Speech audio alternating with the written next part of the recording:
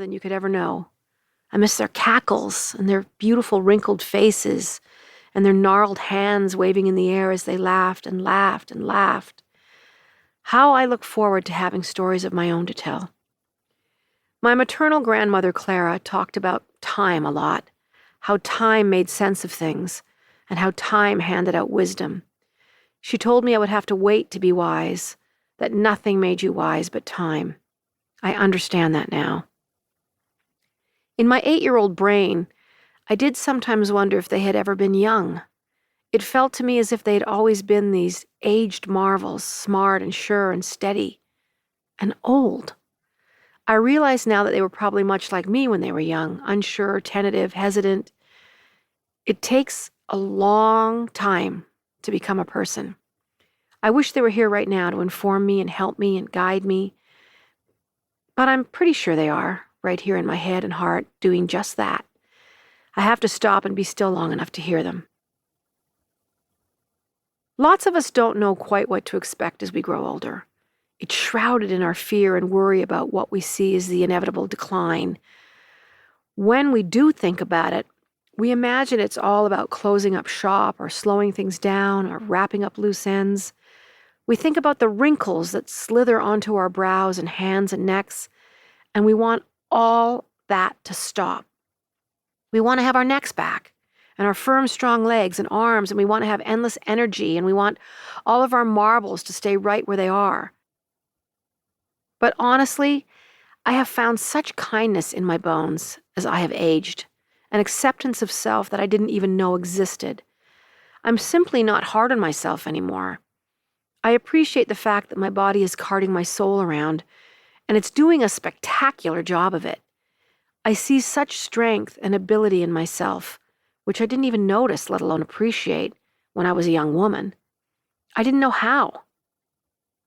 What I think about now couldn't be further from brooding on time running out. Instead, I'm focused on reimagining and reinvention, the act of becoming someone I always hoped I would be. I feel that I am a wise woman emerging through the trees with a renewed sense of the purpose of my own glorious life. Now that I'm a crone, I speak my mind and chase my passions relentlessly. I do not need to wait for permission from anyone to do as I please, and I throw my opinions around a lot, not like confetti, but like lightning bolts. Opinions and thoughts and ideas that are bigger than the whole of the sun, and why not? To finally be at a place in my life where I value my body. Most of the time. I slip up some days. And my heart and my mind in equal measure is still remarkable to me, unbelievable to me, but this is what is happening. The passage of time brings with it an unmistakable wonder. It brings a culmination of all the experiences that led me here, to this rock on which I stand, a rock of my own making. Youth has its delicate wonder, its mischief and tender innocence, but there is little power in the handful of experiences of youth. We crones have piled up thousands of undertakings over the years, and they provide us with a majestic view, a view of our own life, a view that enables us to be fair and kind and supportive of ourselves and each other. I would be remiss if I did not add that occasionally, very young crones walk the planet. I have met some incredibly brave 10-year-old girls who have taught me a thing or two. There are some very old souls among us who defy all the rules and everyone's expectation of what a 10 or 12 or 15-year-old girl should know and can be. So here I am, a full-on crone, or at least well on my way to being one.